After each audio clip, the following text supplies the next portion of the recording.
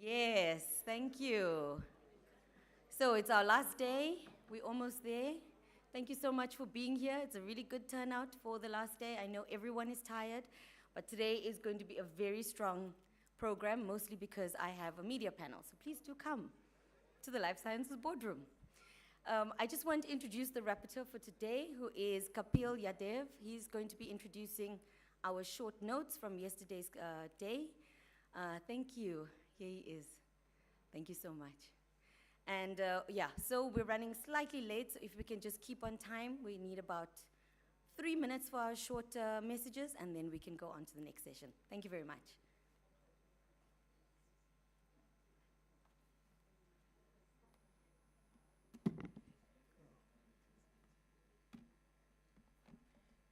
Yeah, good morning, everyone, and welcome to the final day of this conference.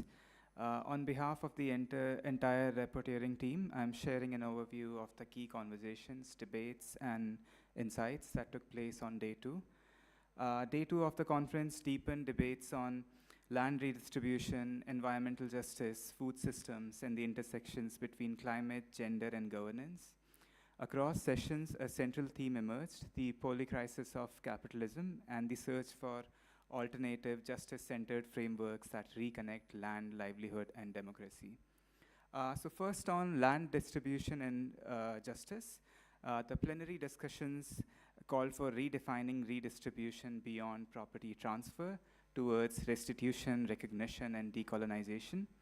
Speakers from India, South Africa, Brazil, and Namibia converged on the idea that redistribution must confront intersecting systems of race, class, caste, and gender, while Ben Cousins emphasized the absence of a coherent theory of organization on the left. Others like Rehma Hussain and Carmen Lowe underscored community agency and women's struggles as central to agrarian transformation. The debate on why redistribution remains politically difficult pointed to elite capture, weak movements, and the state's complicity with agrarian capital. Another theme was on extractivism, commons, and resistance. Panels on land grabbing, mining, and conservation revealed a recurring pattern. Development framed through extractivism, dispossession, and enclosure. Case studies from South Africa's Wild Coast and Platinum Belt illustrated grassroots defiance against mining and corporate-led development. This tension between communal consent and state-backed mega projects foregrounded a broader question: whose development counts? Similarly, pastoral and blue justice panels exposed how green and blue economies reproduce colonial spatial injustices through conservation and carbon markets. A third theme was on climate, food, and the political economy of sustainability. Sessions on food sovereignty and climate finance critiqued the capture of sustainability by corporate and financial interests. Scholars and activists argued that climate-smart and market-led solutions perpetuate inequality, sidelining smallholders and women farmers. Agroecology, indigenous food systems, and informal food markets were presented as radical alternatives, rooted in local knowledge, equity, and ecological ethics. The call for a one-food approach tied urban agriculture, informal markets, and peri-urban farming to the struggle of social and environmental justice. So across all of these sessions, a critical convergence emerged across 5 themes. First, redistribution as repair, land reform as restitution, recognition, and decolonization, not mere asset transfer. Second, commons and resistance, reclaiming communal governance against commodification of land, water, and carbon. Third, gender and generation, women's and youth struggles as the vanguard of agrarian and ecological justice. Fourth, climate justice beyond market, critiques of carbon finance and green extractivism reframed climate solutions as reparative, not transactional. And fifth, finally, building alternatives. Movements must bridge rural-urban, local-global, and class divides to forge collective strategies. This leads us to the road to ICA 2026.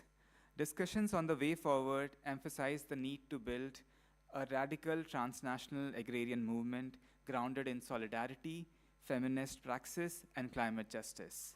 Future agendas must move beyond critique to praxis, linking redistribution to ecological repair, food sovereignty, and democratic control of land and resources. As several speakers concluded, agrarian reform itself is a climate solution. ICAR 2026 must therefore articulate a unified political project, centering people, commons, and planetary survival over profit, and building a renewed vision of justice that is as ecological as it is social. So thank you for your attention, and I hope you all have a wonderful and inspiring final day of the conference. Thank you.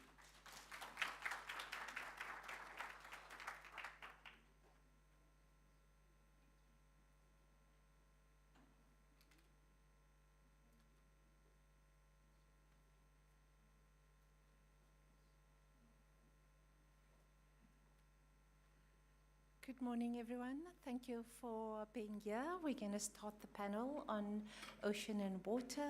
And can I just call my panelists to come in? Lyla Mehta, Prateep Nayak, Rebecca Mort, and Carmen Manarino, please.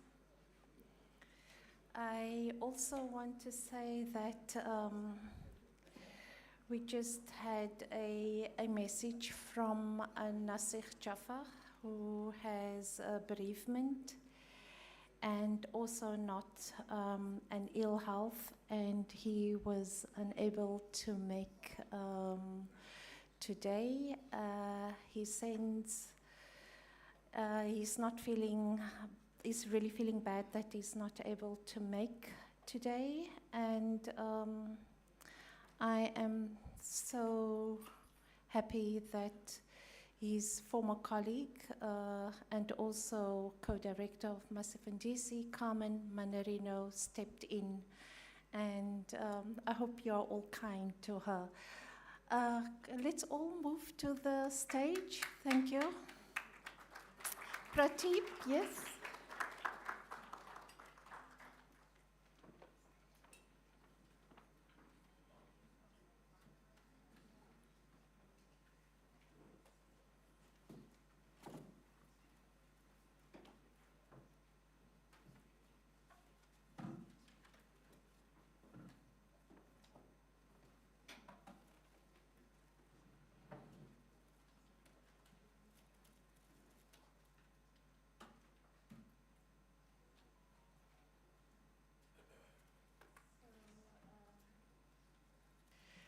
So let's get the session going. I think it is an important session. We had the session on ocean and water, and how it was framed in the call for papers was that we look at the agrarian reform and rural development, which also links to just the excellent input that was made yesterday. And agrarian reform and rural development agenda at ICAT needs to draw on critical scholarship and also solidarity movement building among fishers, and to challenge the harmful and destructive corporate fisheries. And this we know very well in South Africa, but also a very popular way of promoting nutrition is that of aquaculture, and aquaculture is also promoted in fisheries. That is commercial aquaculture is destructive, and we've seen that examples in and around India. The ocean is also a frontier for mining and extractivism, and especially when it comes to minerals that are important for transition minerals, but also for agriculture. That is key. So this theme is not just linked to the fisheries issues. It's also linked to water, and I'm happy that our panel are trying to kind of our panel is integrating the discussions, but also trying to integrate the themes on water too, but also bringing key issues around conservation, and especially spatial planning, global biodiversity framework, climate change. 30 by 30 is not only about oceans, it's also about land, so it's very important that we connect the two. So this week conference themes on fisheries was mainly on small-scale fisheries reform, particularly on the voluntary guidelines. It was also on what are the resistance building and displacement through conservation, blue justice and marine conservation, but also on commons. So I'm going to start the panel by introducing the different speakers, and I wonder if I have the bios of the speakers, but to kind of not just hear my voice, I'm just the facilitator. I'm going to ask each speaker just to introduce themselves and what you feel is important. If you are leaving out, I've got your bios here that I will top up. Lyla, can I ask you to start? Just introduce yourself to the panel. Yeah, hi everybody. It's great to be here. Can you hear me okay at the back? So I'm Lyla Mehta. I'm a professor at the Institute of Development Studies at the University of Sussex and also the Norwegian University of Life Sciences. I work on the politics of sustainability, water, land, food, and the linkages between them in a context of a changing climate. Thank you very much. Prateep? Hello everyone, my name is Prateep Nayak. I'm at the University of Waterloo. I also represent the Vulnerability to Viability Global Partnership on building strong small-scale fisheries, especially focusing in Africa and Asia, working with more than 150 colleagues and institutions around the world. My main focus has been to work with small-scale fisheries communities in coastal and inland waters to look at, what are the key drivers that is causing change and how people are responding, and what does the future look like from the community perspective itself, but also trying to link those processes with higher level, policy practice and, other kinds of, interventions. Thank you very much.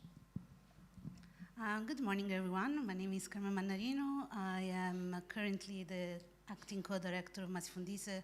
I'm also the program manager there. I am from Italy, as you can hear, my accent is not South African, but I have spent the last 10 years here in South Africa working with fishing communities.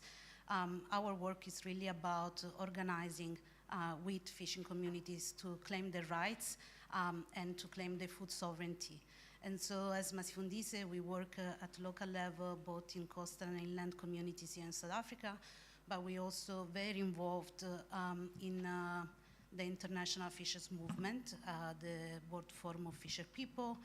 And as part of that work, I'm currently coordinating the Fisher Folk constituency at the Civil Society and Indigenous People mechanism of the Committee on Food Security in Rome.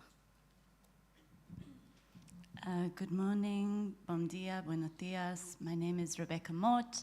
I'm working with Mobilizatorio, a social organization from Colombia that works with social movements, territorial climate justice movements across the world at a global level, but also regionally across Latin America.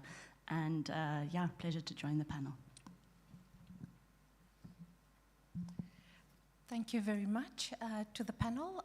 Let's start. So my first question is going to go to Prateep. Prateep, in reflecting on the themes of the conference and the plenary sessions, what paradigm shifts do you think we need to create in fisheries to ensure that to ensure justice to small-scale fisheries? And if you could bring some of your experiences from Asia, that would be good. Thank you. Thanks for that question.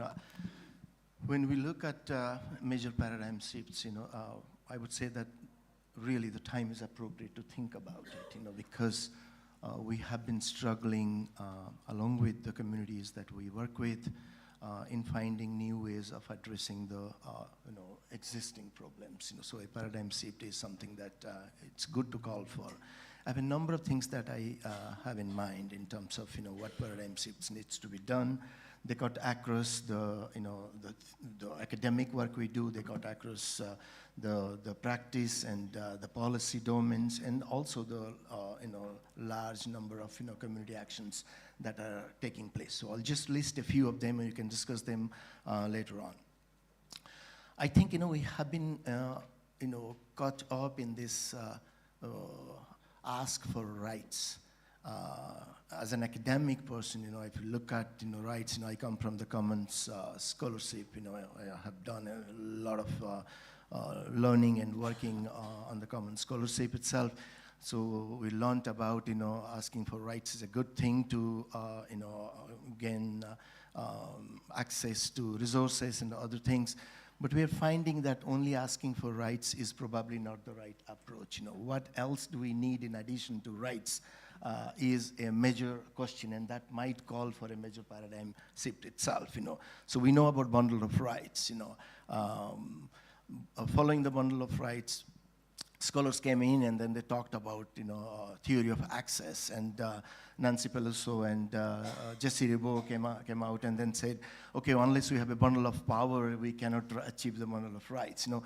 But still we're finding that it is not possible to do that. So connecting back to the keynote on the first day here at this conference, I'm going to kind of just put it out there. So in addition to rights and rights to access, I think we need to think in terms of rights to control, and the rights to positive control of things, because those rights are not to be asked perennially, but has to be obtained and earned by people that are going through this violation of rights itself.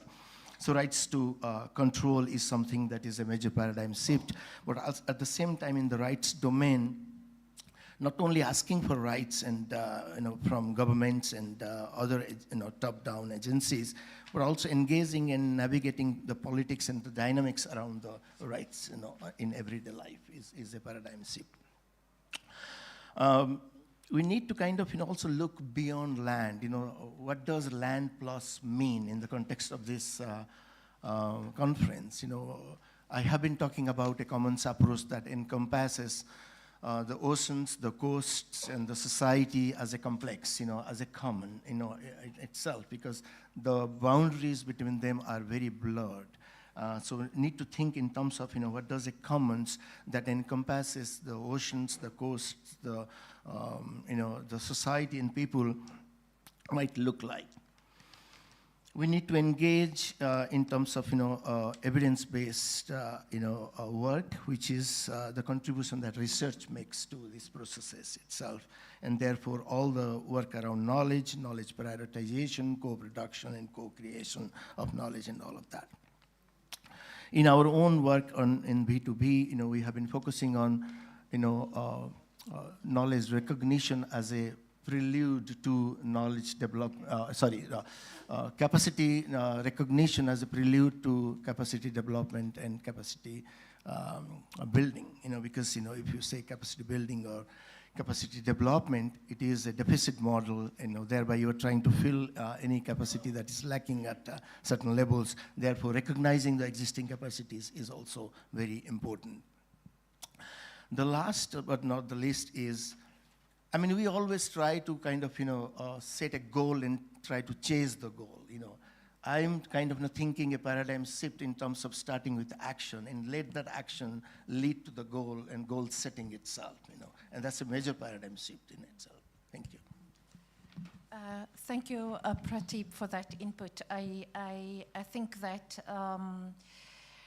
that when we develop thinking tools around how we explain issues around justice, issues around access, issues around rights.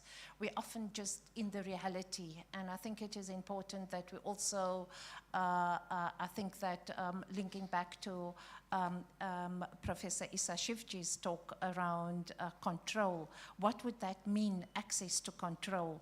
I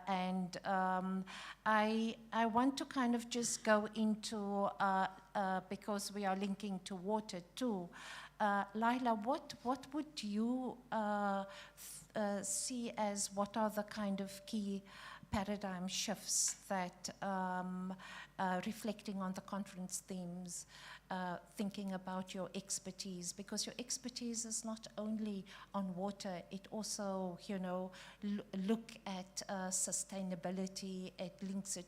There's a lot of intersectionality around your work, linking to food, linking to land. So if you look at all of those intersections that you are dealing with, what would you think would be a paradigm shift in the field of water?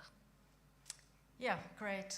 Well, firstly, congratulations to PLAAS on the 30 years. It's been great, you know, wonderful celebration, and it's absolutely great to be here. And both my institutions, IDS and Nora Greek, have had a very long association with PLAAS, so I'm very happy to be here.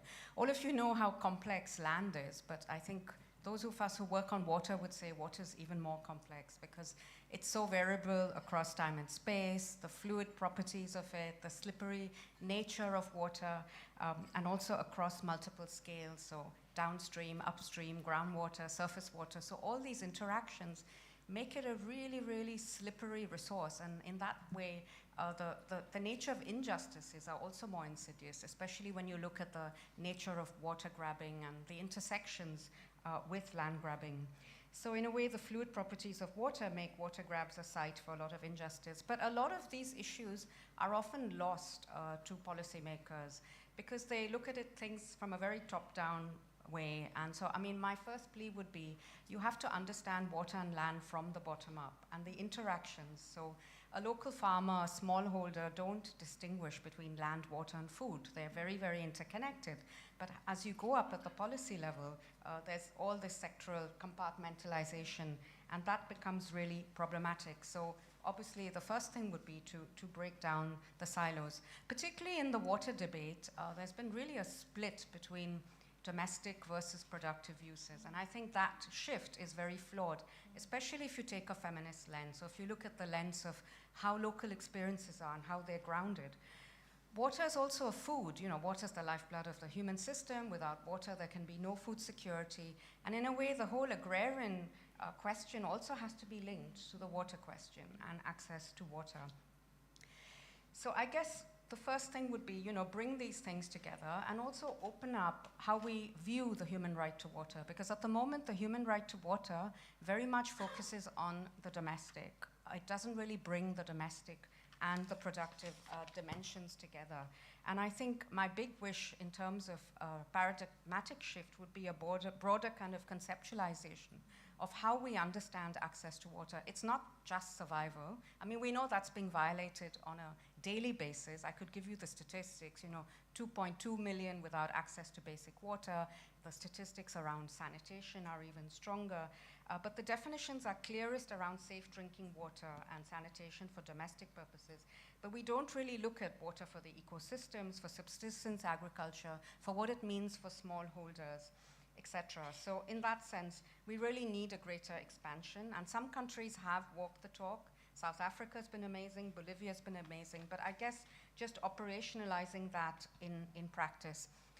And of course, you know, why have we naturalized all the injustices around water and access? Why is it normal for a girl to walk for hours every day? I mean, in that sense, I think that for me is the biggest injustice. Why is it natural to be, why is there not a global outrage, you know, decades along the line that people are still lacking access to basic water, which undermines everything? And look at what's happening in Gaza right now, where you're even shot trying to get water, and where Israel cut water a week after October 7. So in that sense, we're talking about the biggest injustices of our time.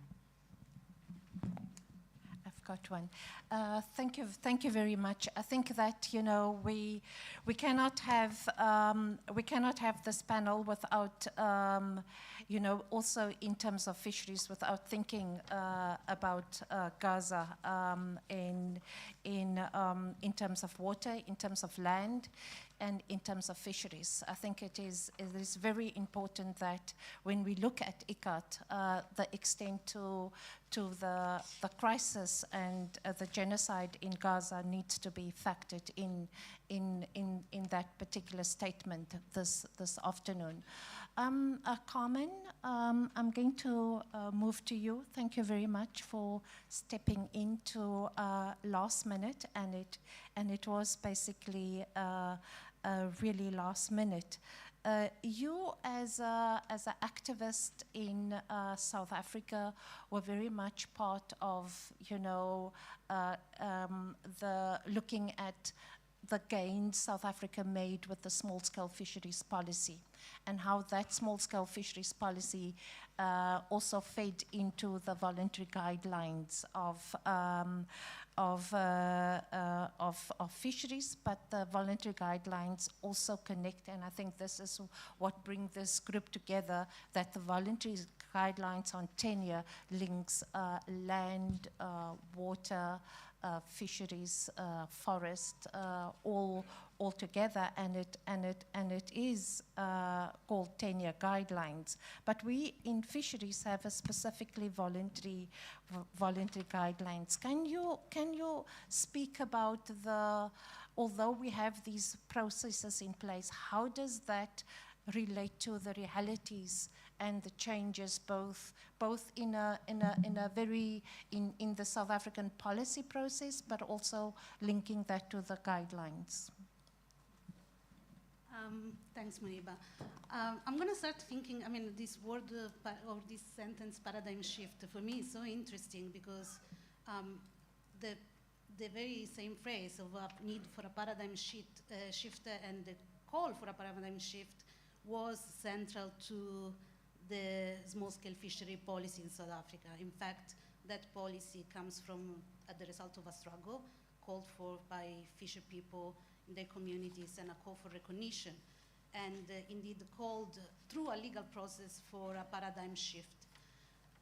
This was in 2012 when the policy was approved, and the policy itself has all the elements that are necessary to think about fisheries not just as an environmental management issue, but really an issue of food, an issue of livelihood, and an issue of culture. I really invite everyone to look at that policy. It's one of the most progressive in the world, actually. And indeed, it fed into the process of the International Small-Scale Fishery Guidelines, which are sort of developed along the same lines, in the sense that they are not just about one issue, being tenure, for example, but it's really looking at that bundle of rights that are looking at all the different aspects of lives in fishing communities. And so the intention of those guidelines, as well as the intention of the policy, was really to connect to this idea of a necessary reform that puts fishers as food producers, but also as an important source of culture, tradition, identity at the center.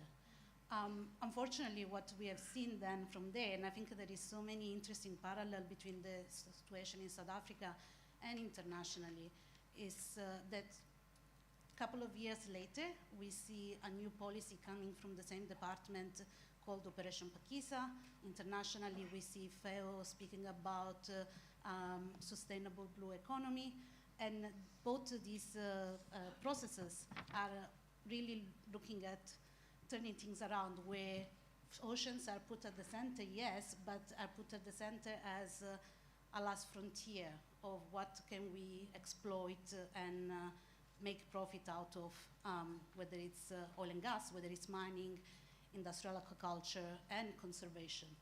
And so I think that this is the situation that we are seeing ourselves in as activists and communities and organizations as fisher people, is these two complete different paradigms. One where it's based on human rights, livelihood cultures, and another food sovereignty, important in agroecology, and then another one that is really based on exploitation and consumption of the ocean.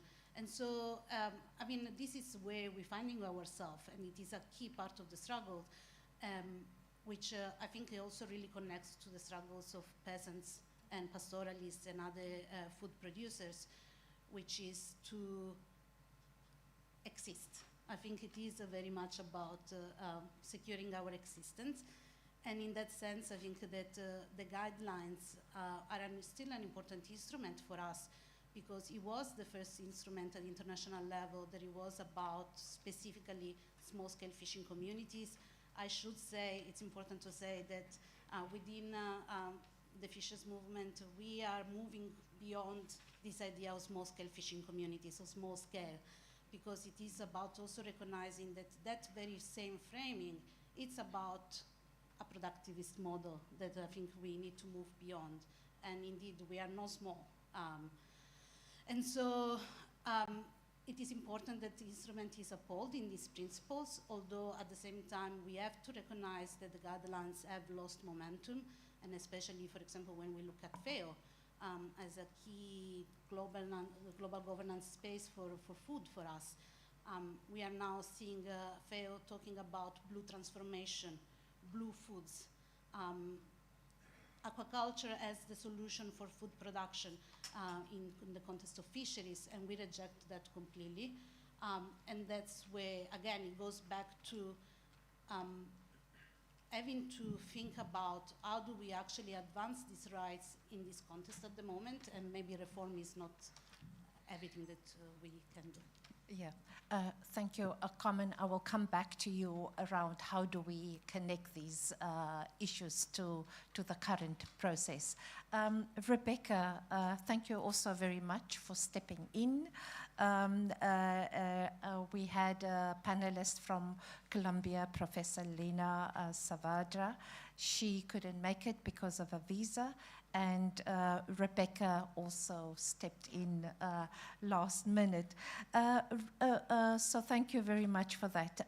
Rebecca, your rich experience that you have in Latin America, can you situate for us the politics of, the nature of the politics and marine coastal areas of indigenous peoples in Chile that you've worked in, and how they were formed, what are the major challenges, and what are their biggest threats. But if you could situate that in the nature of the current politics around that.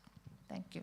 Thank you, Moenieba, and thank you to the other panelists. I will try my best here, drawing from the work that we've done with small-scale fishers, indigenous coastal communities, as well as indigenous forest communities and other territorial groups, and hopefully try and link some of these connections we're talking about of the commons as a whole, married territorial rights, and this, the ecological connections as well as some of these sort of more political questions around productivism, ecological conservation here. So I want to draw and speak to this case of the south of Chile. Many of us maybe know this as the Patagonia. Probably some of us also know this history of violence, genocide, oppression against different indigenous peoples in the south of Chile and Argentina here. And what we see currently in the debate around oceans and territory here is the different indigenous groups, predominantly led by Mapuche organized leadership, connected to the South Lafkenche organized leadership, fighting for reclaiming married territorial access, control, and rights. So looking there beyond rights, how they can establish collective governance over married territorial spaces. This connects also to this history of culture, identity, ancestral heritage, in the face of long-standing historical violences against these groups. This is a politic that is fighting against aquaculture, fighting against a really powerful salmon farming industry in the south of Patagonia, which has an incredible lobbying power that is able to push misinformation, push legal battles to deny indigenous coastal communities their access to their historic territories, and to continue degrading these ecosystems as they connect then to their sites of production for international value chains. So we see how this site in the south of Chile is really connecting to a much broader international question of value chains. Where is the value, what is the understanding of value here? And this is being fought along this policy battle here for a policy tool called Espacios Costeros Marinos de Pueblos Originarios. This is linked to Ley Lafkenche in Chile, which is basically a marine spatial planning tool that is aiming to give Mapuche peoples the possibility to apply for control over large tracts of maritime territorial areas. And this would halt potential production of salmon aquaculture farms immediately. And this is the immediate politic of this space that's happening here. We see that this is also speaking to here perhaps a broader challenge within the region of, again, the discussion of production within small-scale fisheries. Unfortunately, there is lots of division among coastal communities and small-scale fishers and indigenous communities in this specific context, where indigenous coastal communities have ancestral practices related to land that are non-extractivist, and where small-scale fishers are getting pushed out of their traditional ways of being able to fish and are being forced into more contract-based work on these aquaculture farms and on large-scale fishing operations. And so we see this divide here of how large-scale fishing industry is able to divide small-scale and coastal communities. And this is a really key point, I think, for us to think about as we move into the discussion of how we organize and how we work with these possible divisions happening, how we use narratives, popular education, and the constant work of organizing to build solidarities and to find what is the common value, where are we locating ourselves in this commons of the ocean, of territory, of life itself. And I'll just pause it there, and I hope that can speak to the broader issue later. Yeah. Thank you. I'm worried about later because it kind of, you know, we are time bound. I do think when we think, Lyla, I'm going to come back to you now. When we think about paradigm shifts and we think about how are we actually going to do the research, we have a responsibility as academics to kind of come up with how we, what is the type of the research that we will be doing, what methodologies, how are we framing our questions, how are we part of the process of creating that paradigm shift. If Prateep says it's action before, you know, as we're doing, do you have some advice as to, with your rich experience on leading projects and research projects, as to how to kind of do that? Well, I'll try. I think it's a big challenge for all of us. I guess if whether we're activists or scholar activists, and I think most of us in the room will see ourselves as that. I mean, one thing is reframing the lens of how we look at the problem and also then what the proposed solution would be, and the second would be changing our ways of working. So I think in that sense, I can give you an example from the Tapestry project, which was a project that was in India and Bangladesh, in coastal areas actually, looking at coastal communities, but also pastoralists and farmers. And it was in the context of climate-related uncertainties. And I guess one thing there was to bring together alliances of different people, because no one lens or no one community can tackle a wicked problem around climate change and its intersections with property development, with expansion, with extractivism on their own. So you bring together alliances of researchers, NGOs, and local people, and there one tries to study or study co-production, but also be part of the change. So I guess one thing is working with very, very marginalized people. So obviously there's a lot of power relations there and hierarchies, and how do you address that? So it means working with partners who've actually been there for a long, long time. You don't just parachute in and out. And I guess taking a very transdisciplinary lens and an interdisciplinary lens. So you go out of your comfort zone. If you're a social scientist, you work with natural scientists, arts-based researchers, etc. And co-production is not just about bringing knowledge systems together. So that's a very classic way of looking at co-production a la Ostrom, but it's also about negotiations of knowledge and power a la Sheila Jasanoff. So looking at new knowledges and how social orders are produced. So in a way, you're kind of co-producing new socio-ecological knowledge and change, which can enhance agency and also facilitate transformative change from below. And one thing was definitely to challenge the sort of top-down notions of value and knowledge-making. So these were environments that were considered to be very marginal by policymakers and since colonial times. But you can ask that question, marginal for whom and why? And in a way, they're very productive, these environments, especially for pastoralists, for fishers, the local creeks, etc. So it was kind of reframing the nature-society kind of relations and dominant notions of that. So it is a risky method of inquiry. It's time-consuming, it's ethically charged, it's emotionally demanding, but it's kind of worth it. And I guess you don't get it right, because in a conventional research project, you have 3 or 4 years, and then the funding ends. And if COVID happens, then you can't even go. So that was also our experience. And you know, whether you actually can tackle existing power relations. So we worked in Mumbai, with in Versova, in a fishing community, the original inhabitants of the city, but basically they're totally marginalized now, these artisanal fishers. They don't have access to their creeks.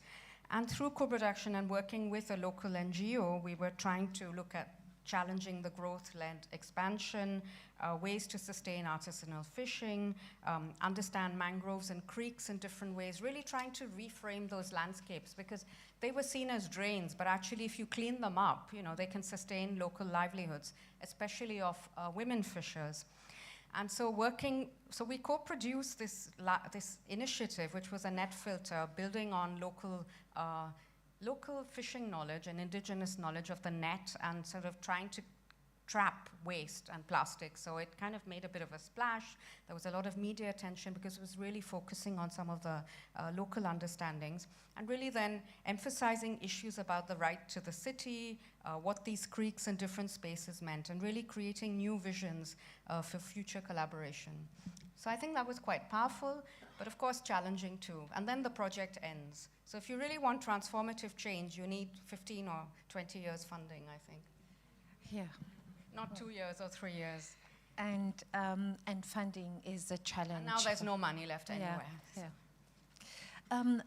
Prateep, you spoke about control and moving beyond rights, access to control.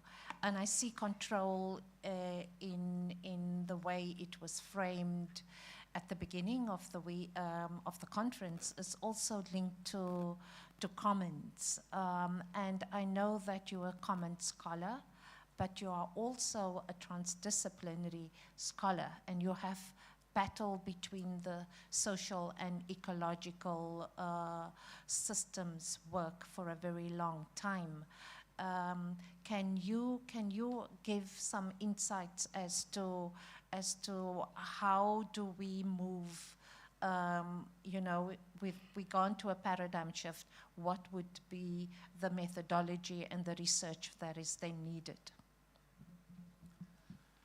I think from a commons perspective, the control or rights to control is very, very important because of the nature of the commons problem. You know, so in commons we say, you know, it is an identifiable community of interdependent users. You know, so take a problem for example, and then think that the problem is being addressed by a group of people. They can be just one community or multiple communities of researchers, practitioners, policymakers, and other stakeholders. And the problem needs to be solved by the group that is, you know, identifiable but they are interdependent users, so which means that they have to talk to each other, they have to act as a collective to solve that problem. And if it is directed from outside, it is not going to solve itself, because even if we want to talk to each other as a community of interdependent users, we are looking at the instructions from somewhere to come so that we can act, even to talk. So it's a unique problem within Commons, and therefore one could advocate that the control to engage in your daily lives needs to be with the people that are experiencing the problems themselves, And it is nothing new that I'm saying or anybody is saying, because if you look at some of the earlier work that has been done, Voices of the Poor, 3-series book and all, the Voices of the Poor, 3-series book, the opening paragraph says there are 1.5 billion poverty experts in this world, and these are people not who are sitting in World Bank in Washington, D.C., but these are people who experience poverty in their daily lives. And then they go about 80 countries and ask just people that are going through poverty, what does poverty mean to you? Okay. So we don't need external instructions to engage in that, and that's the spirit of Commons. Then the other aspect, I was giving as part of my presentation yesterday, is Commons has two simple principles. One is excludability. It says, yes, we need to exclude, but at the same time, exclusion is not, exclusion is almost impossible, and it's highly costly. So we need to grapple with that, question of exclusion and inclusion. Who do we work with, and how do we form a community of collective to respond to these challenges itself, So exclusion is, needed, but exclusion is not possible, because you need to look at the politics, the history, and the, all of those things to decide who is really a member of this Commons, and therefore who can contribute. The second one is subtractability. Because you are in a collective, you're thinking in terms of what you say, what you do is going to extract from the others. So if it is resource use, then you're saying, the moment you take even a pinch of that resource, you're extracting it not from the resource, but you're extracting it from the benefits or use of the other, members. And that puts us into a relationship or relational, engagement where I don't think about my use, I don't think about, my, personal benefits, but the moment I touch the resource or the commons, I think of the next person suffering. One can say who believes in that kind of things, but it is a human value, and this is a commons approach, So therefore, the control to the commoners is a key element. Therefore, they can not only engage in their day-to-day, interactions with the commons, but they can also decide what is good for them, because they are the experts, And, of course, this was written a long time back, but they are the experts, So how do you bring that commons approach here, And then the last and not the least element is, these commons allow us to work at the intersections. You can say, I work on land, I work on ocean, I work on water, but human life is not compartmentalized. Human life is very integrated, very interconnected, and that is so true in the communities that we are talking about even. So let's not further compartmentalize it, but then to bind all of those things. A fisher can be a part-time farmer. If people migrate, they do all sorts of things. So that is something that comes within the commons approach itself. Because a collective, not only in terms of responding to the challenges, but a collective in terms of how we look at the gamut of problems within our sphere. Thank you. Thank you, Prateep. Carmen, I'm going to come back to you, and you have just lead the Fisher People Tribunal in South Africa, and there were key findings coming out of the tribunal. And I'm also wary that we need to get the audience into the conversation. If you have to think about the findings of the tribunal, what would you tell us as researchers and academics? What are the kind of research that you will need to kind of make sure that some of the findings are supported or taken further? What is it that you need from this forum? Well, I mean, just to say, these Fisher People Tribunals, we had one in South Africa, but there was also that's happening in India, well, Southeast Asia, I should say, India, Bangladesh, Thailand, Indonesia, and Sri Lanka, and also in Brazil. This was a very active effort from members of the World Forum of Fisher People to coming from a necessity that we see, which was a necessity to counter narratives when it comes to small-scale fisheries and what is happening in the ocean space. Because a lot of the narratives that we're seeing, and also I have to say from academia, we are seeing a lot of narratives that are about asking how do fishers fit into the blue economy or in the ocean economy? How do we create space for fishers in there? And what the tribunals tried to do was to really point out how these extractivist processes that are taking place in the ocean space and in rivers and other in fresh waters are not really, there is no point of contact, or there isn't a way to make it sustainable and to make it acceptable to fishing communities who are experiencing the violations of human rights that are coming as a result of these processes. And so when it comes to some of the key fundings, and I don't see Prof. Ben Cousins because he was part of the jury in the South African tribunal, and we had a lot of discussions about how a lot of the critical scholarship that we see on land issues, we need to see more of that also on fisheries and ocean issues.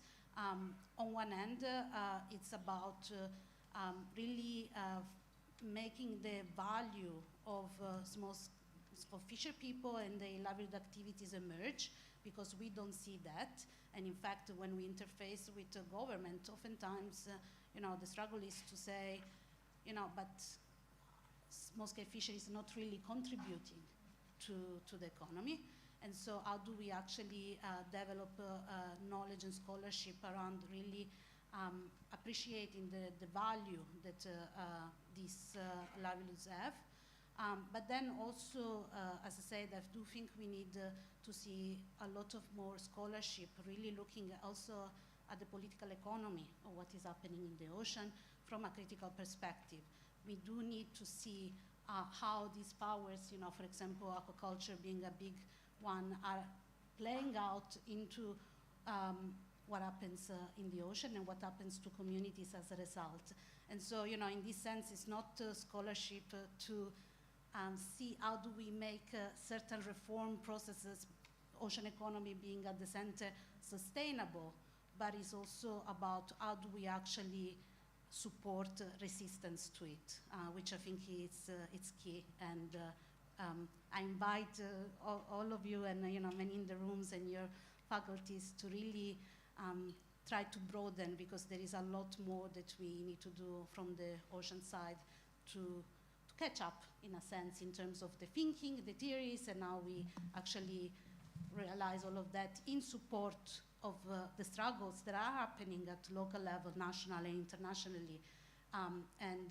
Yes, in that sense, I do think that academia and researchers have a great role to play to support those struggles, to help us to come up with frameworks and to come up with not so much knowledge, because as Prateep was saying, a lot of the knowledge already exists in communities, but how do we actually take it to different spaces and have concerted efforts in terms of building power to resist.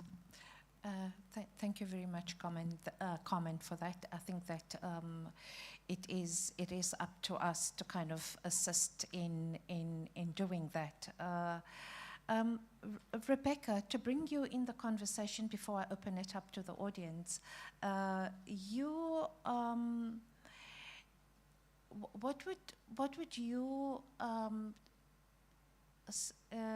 kind of give, if we think of, we spoke about paradigms, we spoke about methodologies, what would be alternative pathways for you, especially as we think of campaigns for small-scale fishes to marine conservation and justice? How can we integrate your experience into this conversation? Thanks, Moenieba. I think there's a lot to think about in terms of these alternative pathways. I think the example of the Fisher People Tribunal is a really rich, powerful example of self-organizing to change the narratives that are existing out there around justice, blue justice, and also reclaiming certain terminologies within the policy space, within the academic space, within the advocacy space as well. I think I really am appreciating this discussion as it moves from how we move beyond some of the divisions within scholarship, how we can draw lessons from agrarian scholarship as well into critical ocean scholarship that is linked to resistance building and popular movement organizing here. I think some of these alternatives, we can think it's really, we need a multi-pronged approach. There is space for engaging at multiple levels, simultaneously here, looking within policy space, as has been done with voluntary guidelines, to more radical campaigns also that seek the protection of life and the protection of these defenders of ocean and territory here. We know particularly across the world, and I'll speak here in the Latin American context here, how criminalized coastal communities, river accessing people, and communities are, the violence that they face, the threats that they face, and we see this as a really urgent point for campaigning and for solidarity building here. I think there is a lot to also build then from these radical approaches for protection of life to engaging also now with new potential allies and reaching new audiences. There was a lot of discussion yesterday around agrarian movements trying to reach from the rural to the urban, the rich experience of MST, how they connect from rural land occupiers to urban consumers. I think they are really powerful explorations that can be done, I think, to Cork Bay and what's being done by small-scale fishing communities there organizing against gentrification. And we see here the interaction between the politics of development, coastal development on land, questions of access for coastal and small-scale fishing communities, and where we're placing value, how we're reclaiming the sense of value from a capitalist colonial framework to a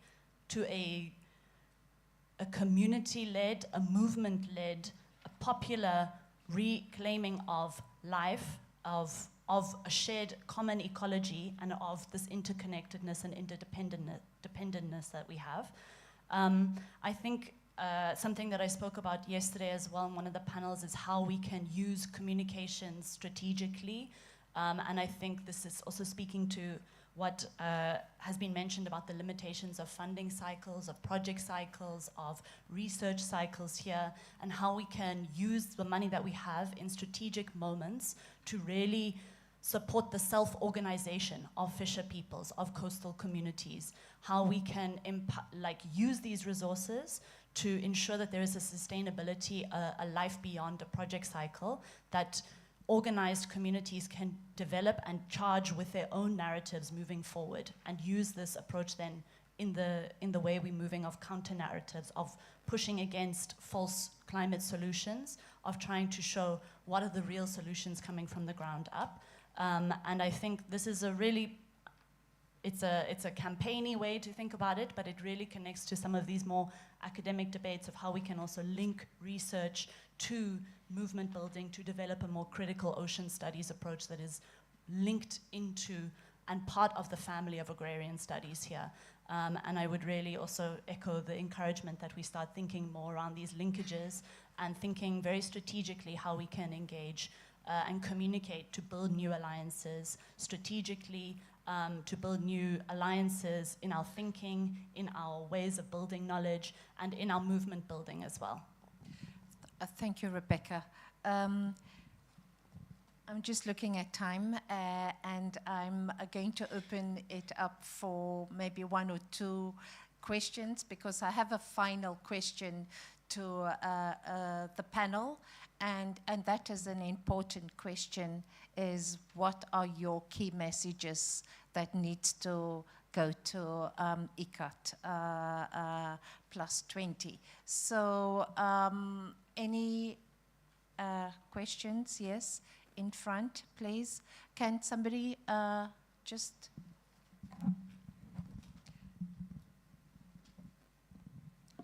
Thank you. So mine is a question, but also a comment or observation. So in Ghana, for example, the land laws define land to include the surface soil, the water bodies, the trees, and everything underneath the soil. So if you get that legal framing of the concept of land, it defines every analysis and strategy for advocacy around all the issues, whether it relates to the surface soil, the minerals underneath, the water bodies, or the trees.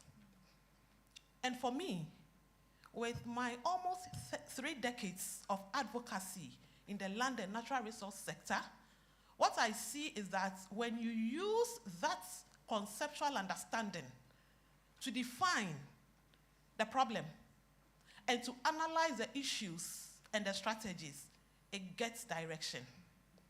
It gets direction, it gets attention, and you are able to find mitigating steps in between that is able to resolve some of these customary or local level issues that smallholder, fishermen and women and so on are able to, we are able to advance some cause for it. So in all the presentations, and I know you are presenting from certain country contexts, can you help me understand within what legal framing, within what policy framing that these issues are being discussed? Because I think I didn't get that.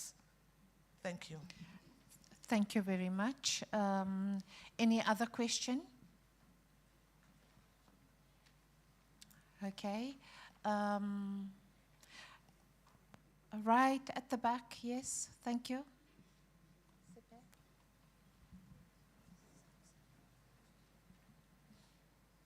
This is the elephant in the room, industrial fishing. What should we do with that? And what's the proposition to the conference in Colombia? Attenborough says, ban it. Shouldn't we ban it? Carmen, others?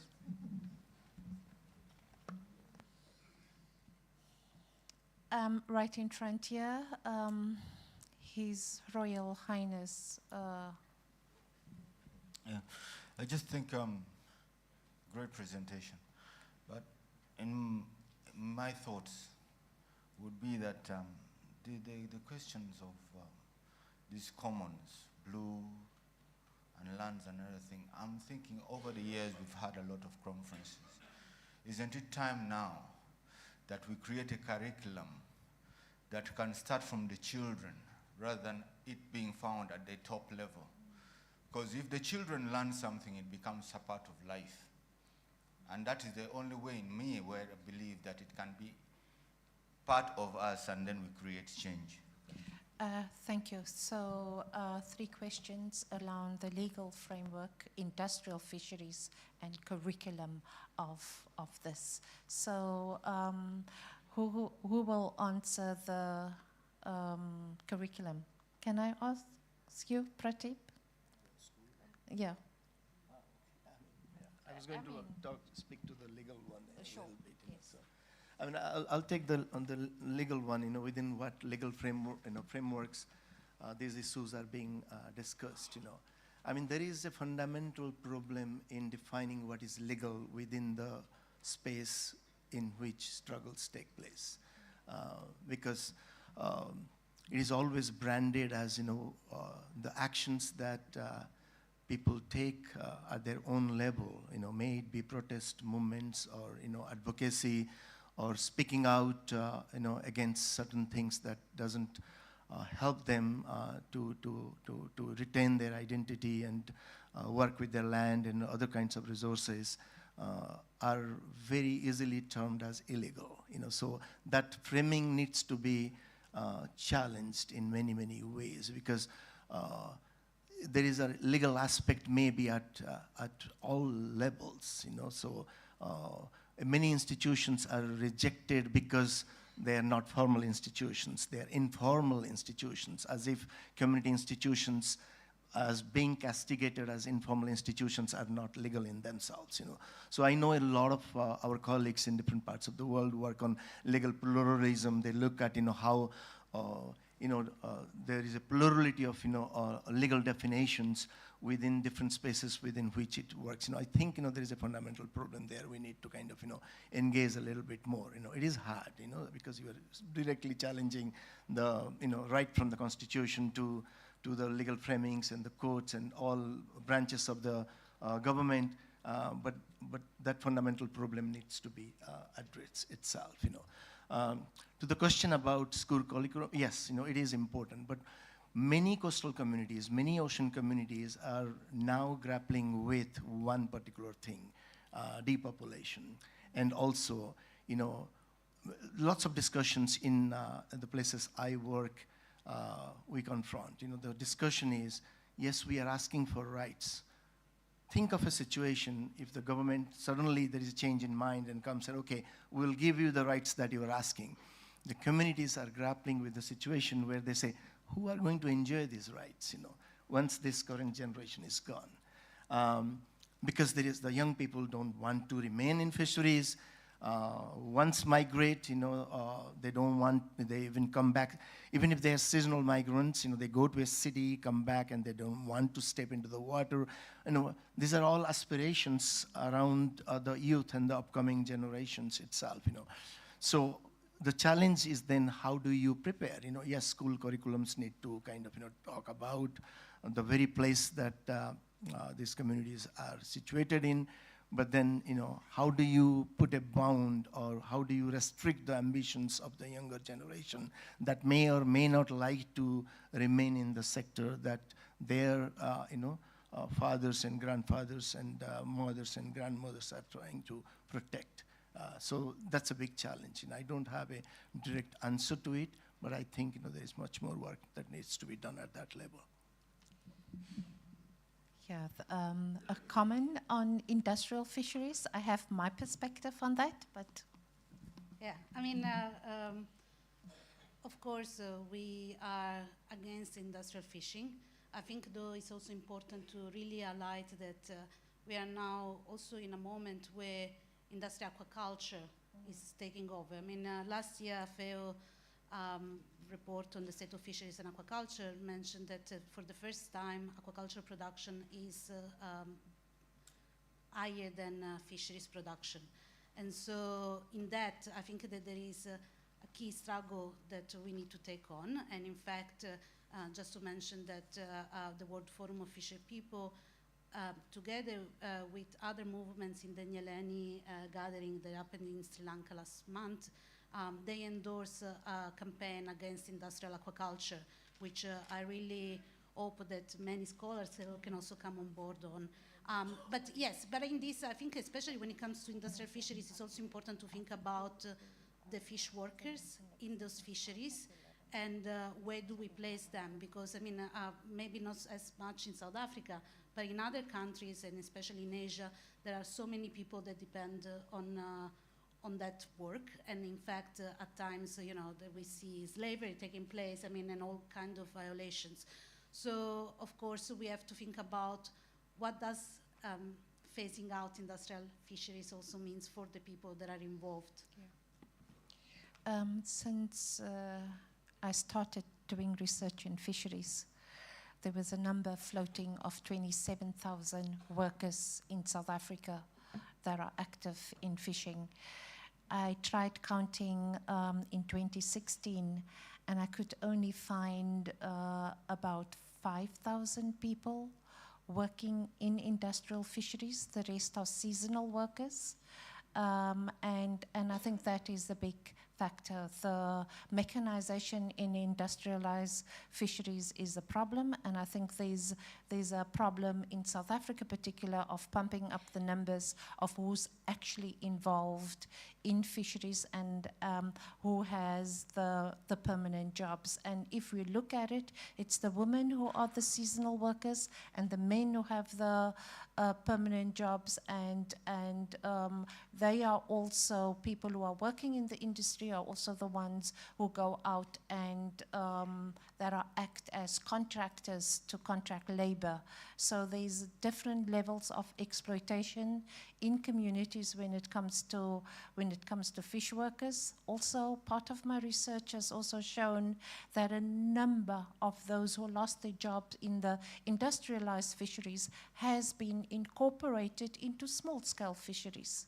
And that is how the numbers of small-scale fisheries has increased over the years. But I'm not making a presentation around industrialized fisheries, just sharing my opinion. I want to bring this session to a close, and I want to ask each panelist, Lyla, I'm going to start with you, as to what would your key messages be that needs to go to Colombia next year in February.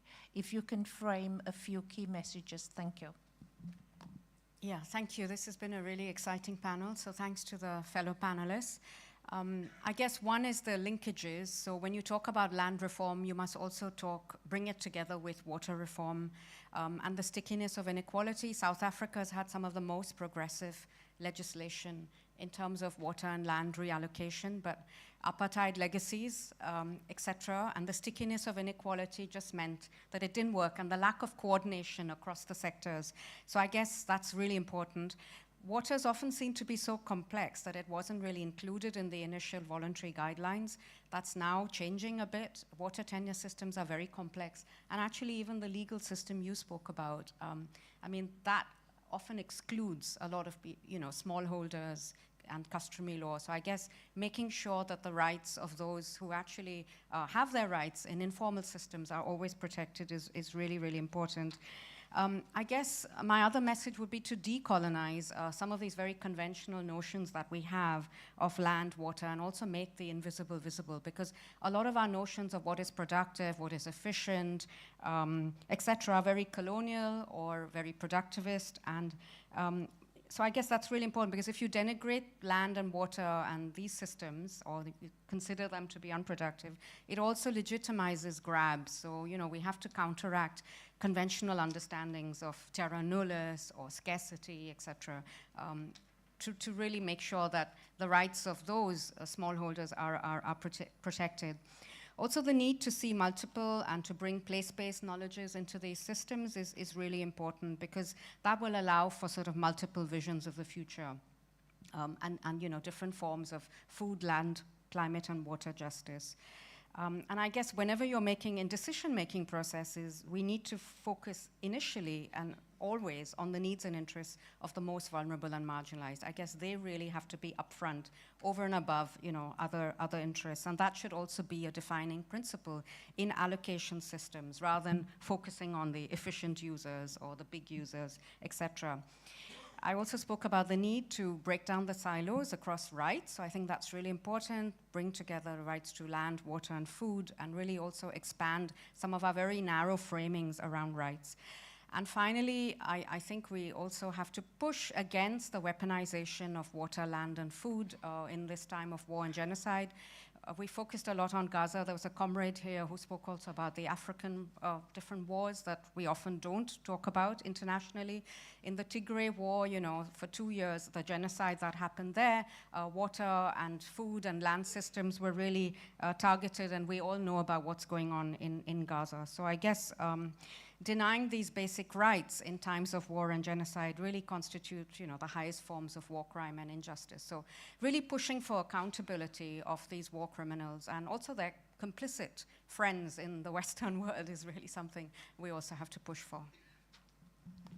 And also not allowing fishing to happen in Gaza. Fishing not happening in Gaza.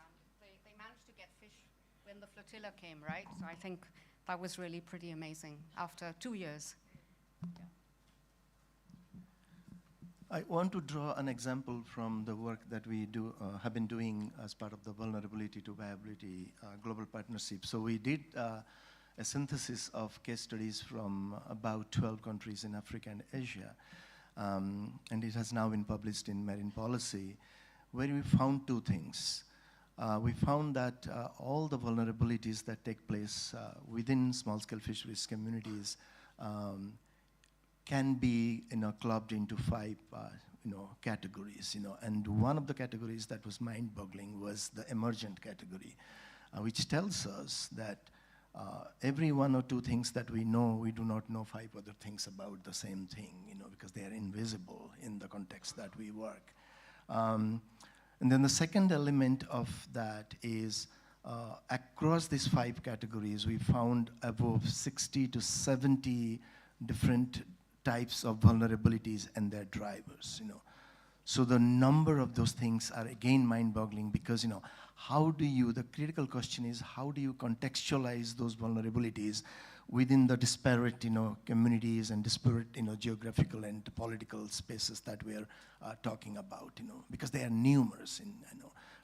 So I think, one thing that I want to kind of, think going forward, not only for ICAD, but also other organizations, is to think in terms of, how to contextualize those problems and let it be context-driven, but at the same time have a systems, orientation a little bit, because systems are not just the whole, it's also in the parts.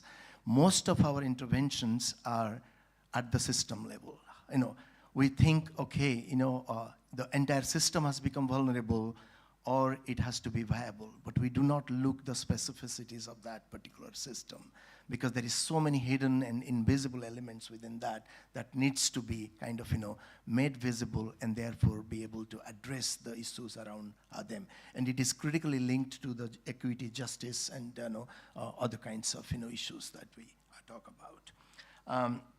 The second element, is just to highlight what I have been saying, and thanks, Moenieba, for asking that question to me, is how to kind of, refocus in terms of, looking at all of these issues as a commons problem, and therefore, to what extent collective action is still relevant to respond to those challenges, can be facilitated by the next phase of ICAD.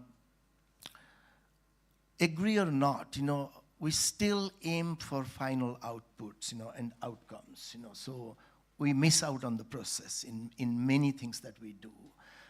We talk about transformation, not knowing how to go to that phase of transformation.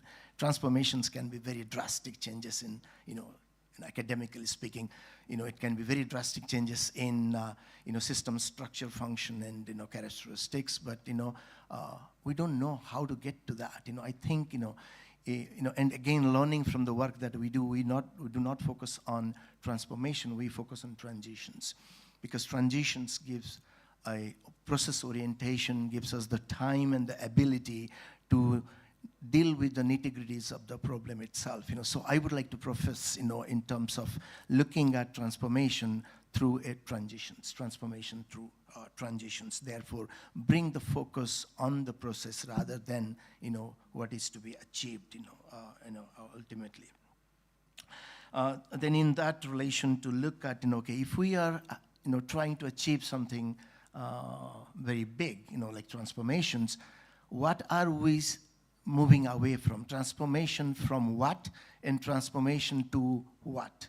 And that will build a realistic picture of what we are trying to escape in terms of history and the realities and trying to go towards what. Sometimes the transformation we talk about is very unreal and it's very abstract and takes people out of their reality and the context itself.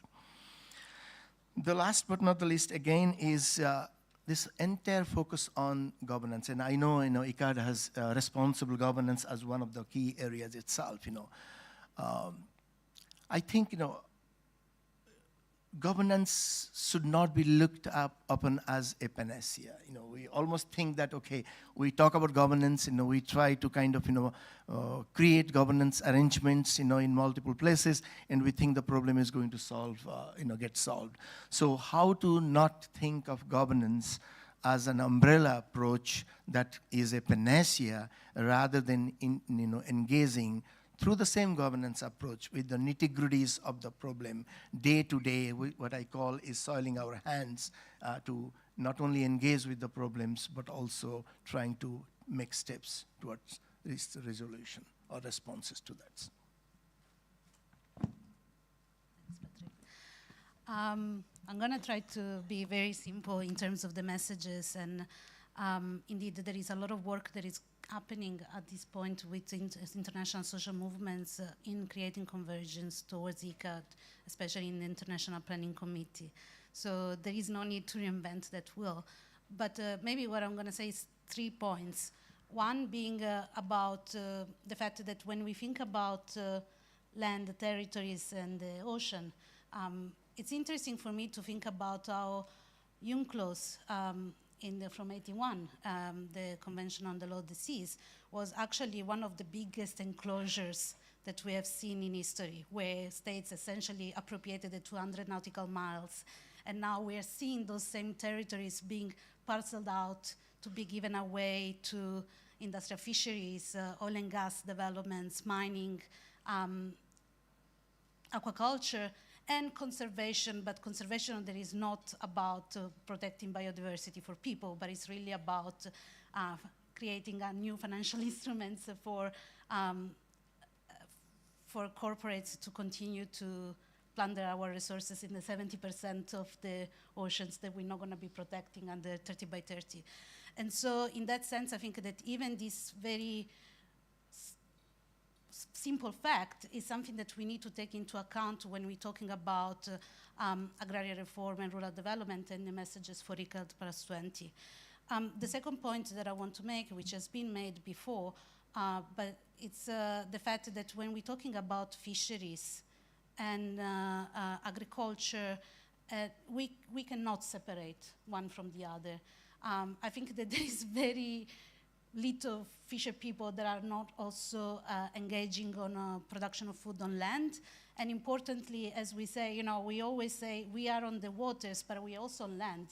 And the nexus of land and ocean grabbing is there, and they are very much interconnected. And a lot of what is happening in the ocean, we have seen happening on land first. And in that, it's important that when we talk about ICCAT, the +20, it's a really important opportunity to articulate agrarian reform and rural development in a way that goes beyond agriculture as one economic activity. The third point that I want to make, and it's connected in a way, but I think it's quite important and it's very practical. It's one of the issues that we experience every day in our work at local and national level, but also internationally, is the fact that this division that is created between fisheries and land and fisheries and rural development has actually real impacts on the ground when it comes to actually access credit and support for fishing communities to develop their value chains. In fact, we are now in a situation where we went through this reform to have fishing communities recognized, but when it comes to actually access any kind of support, we are really not able because the fisheries department doesn't have those programs. So you have to go to agriculture or rural development, but they don't even have the language to include the small-scale fisheries within their governance. So it is quite important that that is overcome, and ICCAT is an important opportunity to try and start to articulate some of that in that space of states and global governance. Thanks.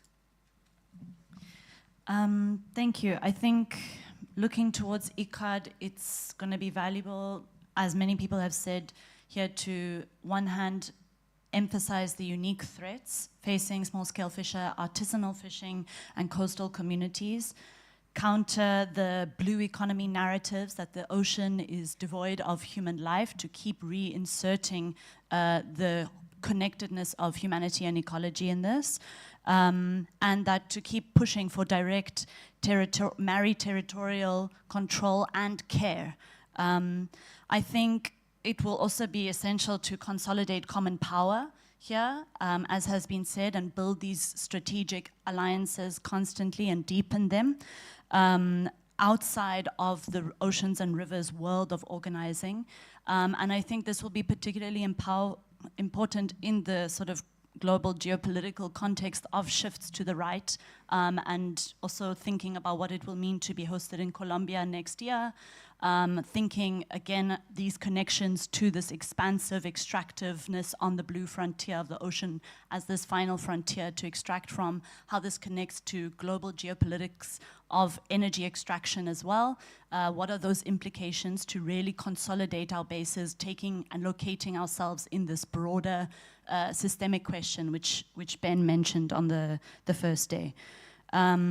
I think also then looking at how we build these strategic alliances during ICAD, before and beyond ICAD, looking where we might find also connections from artisanal fishing and coastal communities, those connections with other organized movements like indigenous peoples movements, like urban coastal gentrification struggles, keep consolidating those connections there, and then just really also constantly organizing within the sector here, noting these differences and the way that coastal and fishing communities are being pushed into and forced to keep engaging with the corporate industrial threats that are capturing systems, alienating people and dispossessing them of livelihoods and territory.